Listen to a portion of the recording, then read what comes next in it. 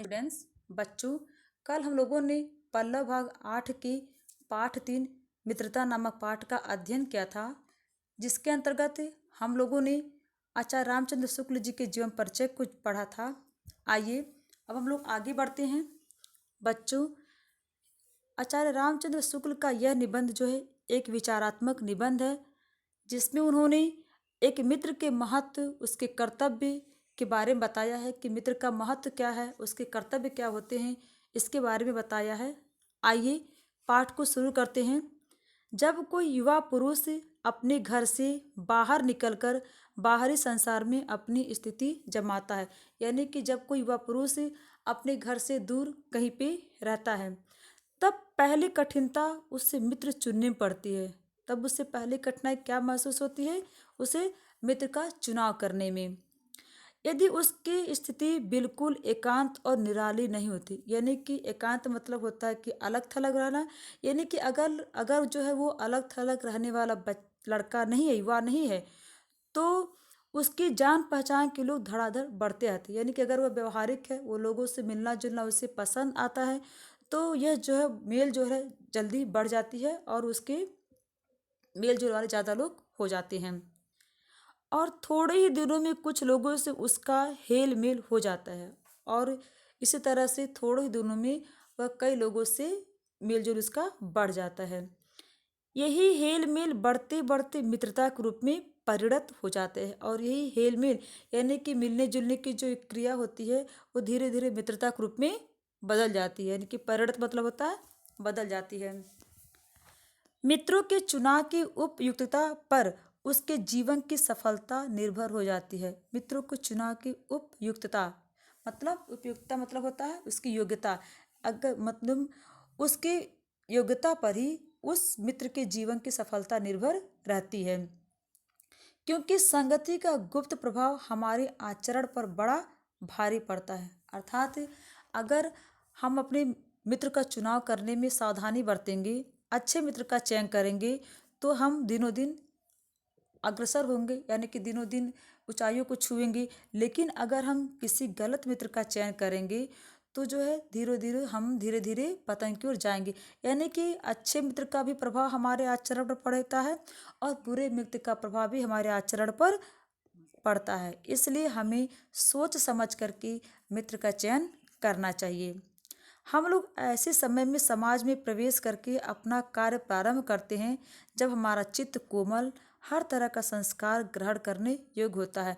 यानी कि हमारा मन उस समय क्या होता है, बहुत ही कोमल होता है। यानी कि हमारा और हर तरह का संस्कार, अगर अच्छे संस्कार हमको मिले तो भी हम ग्रहण करेंगे, और बुरे संस्कार मिलेंगे तो भी ग्रहण करेंगे। क्योंकि हमारे अंदर उतनी परिपक्वता नहीं होती, हमारे अंदर उतनी समझ नहीं होती है कि क्या अच्छा है क्या बुरा है, और जो है हम इस चीज़ का ध्यान नहीं देते हैं। यहाँ पे कहना कि हमारे भाव अपरिमार्जित मतलब हमारे गंदे होते हैं, और हमारी जो प्रवृत्ति जो अपरिपक्व यानी कि कच्ची होती है। हम पूरी तरह से मेच्योर नहीं होते, हम पूरी तरह से प्रौढ़ मतलब पूरी तरह से समझदार नहीं होते हैं। हम लोग कच्ची मिट्टी के समान रहते हैं, जिसे जो जिस रूप में चाहे उस रूप में ढाले, चाहे राक्षस बनाए चाहे देवता। यहाँ पे कह रहे हैं कि मित्र की बात हो रही है कि यानी कि उन उन युवावस्था के लड़कों की बात हो रही है कि वो कहते हैं कि ये लोग कच्चे मिट्टी के समान होते हैं। ये कच्चे मिट्टी के समान होते हैं, चाहे जिस रूप में इसको आप ढालिए। अगर अच्छे संस्कार मिलेंगे तो वो जो है देवता बनेंगे, और बुरे संस्कार मिलेंगे तो वो राक्षस बनेंगे। जैसा संस्कार उनके ऊपर पड़ेगा उसी के अनुरूप वो ढलेंगे। आगे देखिए क्या कह रहे हैं। ऐसे लोगों का साथ करना हमारे लिए बुरा है जो हमसे अधिक दृढ़ संकल्प हैं। यानी कि ऐसे लोगों का साथ जो हमसे अधिक दृढ़ संकल्प यानी कि दृढ़ विचारों वाले, दृढ़ इच्छा शक्ति वाले हैं, हमें ऐसे लोगों का साथ नहीं करना चाहिए। क्योंकि हम उनकी हर बात बिना विरोध के मान लेनी पड़ती। क्यों नहीं करनी चाहिए? क्योंकि उनकी हर बात को हम बिना कोई विरोध के, बिना कोई बहस के, बिना कोई तर्क किए हमें मान लेनी पड़ती है। पर ऐसे लोगों का साथ करना और भी बुरा है। लेकिन ऐसे लोगों का साथ करना तो और भी बुरा है जो हमारी ही बात को ऊपर रखते हैं, और जो ऐसे लोगों का साथ करना भी बुरा है कि जो सिर्फ हम ही को सर्वोपरि मानते हैं, हम ही को आगे करते हैं। उनसे भी जो है उनसे भी साथ नहीं करना चाहिए, उनके भी साथ में नहीं रहना चाहिए। क्योंकि ऐसी दशा में न तो हमारे ऊपर कोई नियंत्रण रहता है, और न हमारे लिए कोई सहारा रहता है। यानी कि जब इस तरह का मित्र मिलता है कि हमें ही सर्वोपरि मानता है, और एक ऐसा मित्र मिलता है कि जो अपने आप को सर्वोपरि रखता है, तो जो हमारा स्थिति क्या होती है, हमारे ऊपर कोई नियंत्रण नहीं रहता, कोई लगाम नहीं रहता है, और ना ही हमारे लिए कोई सहारा नहीं रहता। मित्र तो ऐसा होना चाहिए कि अगर हम गलत करें तो वो डांटे, अच्छा करें तो हमें प्रोत्साहित करे, लेकिन यहाँ पे दोनों बातें नहीं हैं। दोनों अवस्थाओं में जिस बात का भय रहता है उसका पता युवकों को प्रायः बहुत कम होता है। और दोनों ही अवस्था में, एक अवस्था है कि जो हमसे अच्छा मित्र हो, और एक है जो हमसे निम्न मित्र हो। दोनों ही अवस्था में इस बात का डर रहता है कि कहीं हम अपना नियंत्रण ना खो बैठे और कहीं हमें कोई सहारा ना मिले। पर युवकों को इस बात की जानकारी नहीं रहती है, इसका भान उन्हें बहुत कम होता है। यदि विवेक से काम लिया जाए तो यह भय नहीं रहता, लेकिन अगर बुद्धि से मित्र का चयन किया जाए, अगर विवेक का इस्तेमाल करके मित्र का चयन किया जाए, तो जिस तरह का भय यहाँ पे बताया जा रहा है वो भय हमें नहीं रहेगा। पर युवा पुरुष प्रायः विवेक से काम कम लेते हैं, लेकिन जो युवा पुरुष हैं, जो आजकल के युवा बालक हैं, वो जो है अपनी बुद्धि से काम कम लेते हैं, दिमाग से काम कम लेते हैं। कैसे आश्चर्य की बात है कि एक एक घोड़ा लोग तो लेते हैं तो उसके 100 गुण दोष को परख कर लेते हैं। यानी कि एक घोड़ा अगर खरीदे जाते हैं तो भी उसके 100 गुण दोष को परख करके लेते हैं, अच्छी तरह से उसकी जांच करके लेते हैं। पर किसी को मित्र बनाने से पूर्व उसके आचरण और स्वभाव आदि का कुछ भी विचार करने में अनुसंधान नहीं करते हैं। यानी कि एक घोड़े के लिए वो इतना जांच परख करते हैं, इतनी जांच पड़ताल करते हैं, लेकिन जब एक मित्र बनाते हैं तो ना तो उसके आचरणों का ध्यान का खोज करते हैं, ना तो उसके स्वभाव की जानकारी रखते हैं, बस उसे मित्र बना लेते हैं। वे उसमें सब बातें अच्छी ही अच्छी मानकर अपना पूरा विश्वास जमा देते हैं। यानी कि वो जिससे दोस्ती किए हैं उसमें हर बात अच्छी होगी, वो सर्वगुण संपन्न होगा, सब कुछ ठीक होगा, और यही सोच करके वो उसको अपना मित्र बना लेते हैं।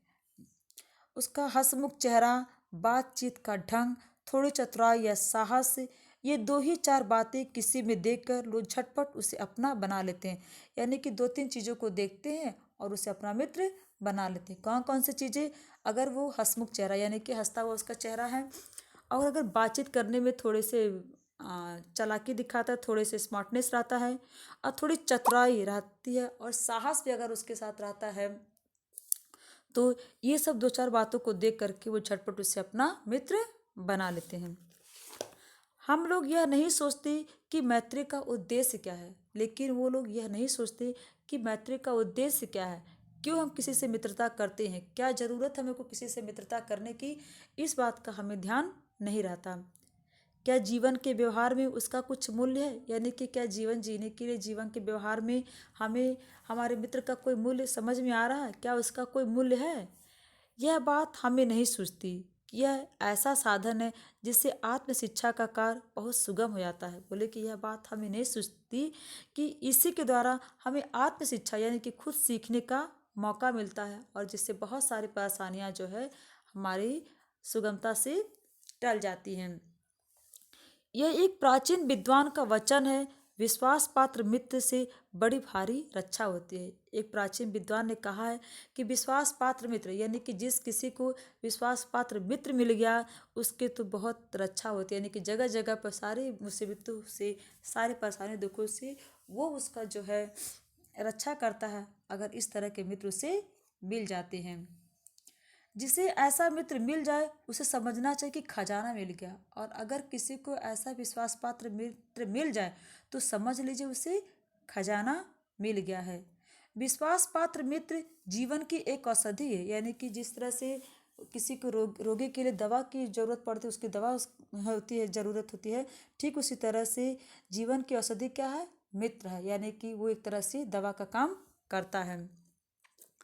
हमें अपने मित्रों से यह आशा रखनी चाहिए कि वो उत्तम संकल्पों से हमें दृढ़ करे। यानी कि अगर हमारा कोई मित्र है तो हमें उससे ये उम्मीद रखनी चाहिए, यह आशा रखनी चाहिए कि वह उत्तम संकल्प यानी कि बहुत अच्छे अच्छे विचारों से हमें दृढ़ करेंगे। यानी कि अगर हम कोई संकल्प ले रहे हैं तो उस पर हमें भी दृढ़ता से टिके रहने का आश्वासन दे, भरोसा दे।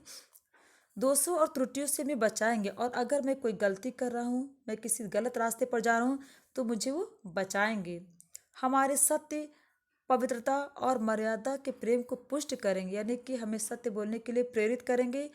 पवित्रता यानी कि हमेशा हमें पवित्र आचरण को सिखाएंगे और मर्यादा में रहने के लिए हमें हमेशा प्रेरित करेंगे।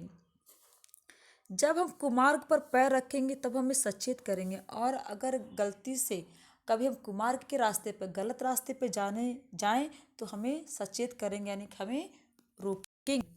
जब हम हतोत्साहित होंगे तो हमें उत्साहित करेंगे, और जब कभी जीवन में हम निराश हो जाएं, थक जाएं, हार जाएं और हतोत्साहित हो जाएं तो वो हमें उत्साहित करके हमारा संचार करेंगे, हमारे अंदर उत्साह का संचार भरेंगे। सारांश यह है कि हमें उत्तमता पूर्वक जीवन निर्वाह करने में हर तरह से सहायता देंगे, यानी कि हम अच्छी तरह से जीवन निर्वाह करें, उच्च कोटि के जीवन निर्वाह करें, उत्तम तरीके से जीवन निर्वाह करें, उसमें सहायता एक मित्र ही करता है। सच्ची मित्रता में उत्तम वैद्य की सी निपुणता और परख होती है। जो सच्चे मित्र होते हैं उसमें उत्तम वैद्य, यानी कि वैद्य जैसे किसी की नाड़ी को देख करके उसके रोग के जान लेता है, ठीक उसी तरह से एक दोस्त भी हमारी कमियों को जान लेता है और उसे उस बीमारी उस बुराई को दूर करता है।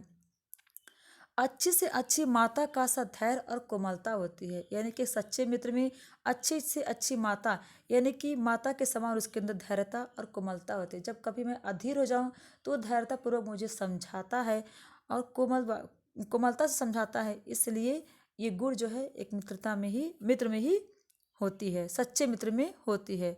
ऐसे ही मित्रता का प्रयत्न प्रत्येक व्यक्ति को करना चाहिए, और ऐसे ही मित्र अगर किसी को मिल जाए तो व्यक्ति वो उस धन्य है, इसका अर्थ उसको समझ लीजिए उसको खजाना मिल गया। अतः प्रत्येक व्यक्ति को ऐसे मित्र का चयन करना चाहिए। बच्चों, आज के लिए इतना ही, आगे हम कल बताएंगे। धन्यवाद।